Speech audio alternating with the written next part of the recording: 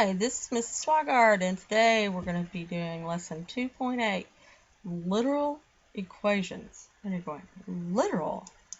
Well, the goal is to solve equations for a given variable and to use formulas to solve real-world problems. Okay? Basically, you're solving for one letter. So let's look at a problem.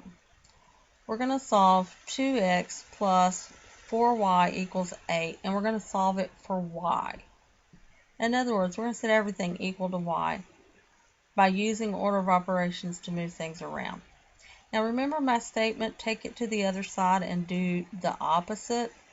It's going to be a handy statement for this. So our first thing is we write down our problem. Now we want y by itself ultimately. So the first thing we need to move is our 2x. And we're going to move it to the other side and do the opposite. Currently it's positive 2x. And since we're just moving it, shifting it, we're going to move it over and make it negative 2x. Now y is not alone yet. We still have a negative 4 with it. Well, the opposite of negative 4 times y is to divide by negative 4. So we're going to take the negative 4 over and divide. Well, negative 4 into 8 gives me negative 2, and 2 over 4 is reduced to 1/2. Since they're both negative, it makes it positive. Now you can write it with the x in the second place, but I do like to have things in y-intercept form, which you've seen a lot. And so if you just switch them, as long as the sign is the same, you're okay. So this 1/2 x is positive in the first equation, it's positive in the second one. It's negative 2. It's negative in the second equation as well. There's our first example. Let's look at another one. On this one, we're going to solve for m.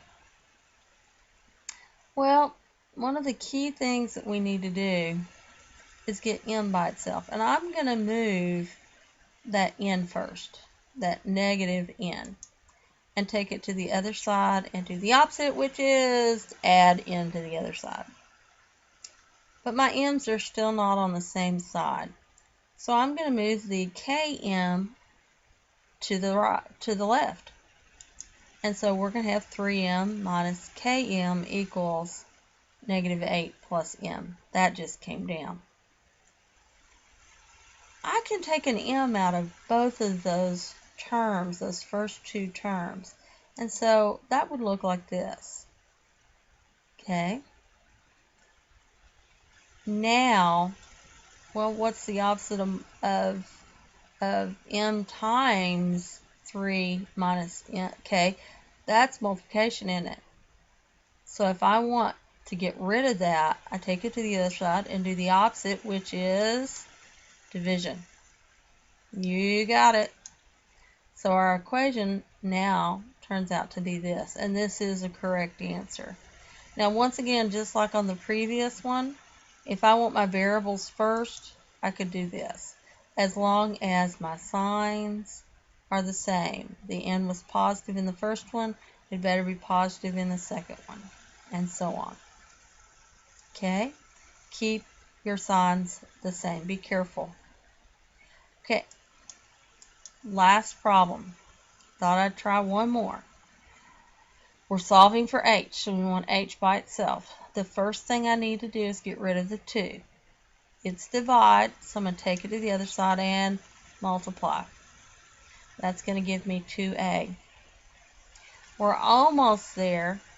We have a plus b times h. So the opposite of times is divide. So we're going to divide by that. That gives me my h by itself. There's my answer. Any questions? Bring them tomorrow. I'd love to answer your questions. We'll be doing a lot of equations tomorrow, so become prepared with your pencils sharpened. Look forward to seeing you. Bye.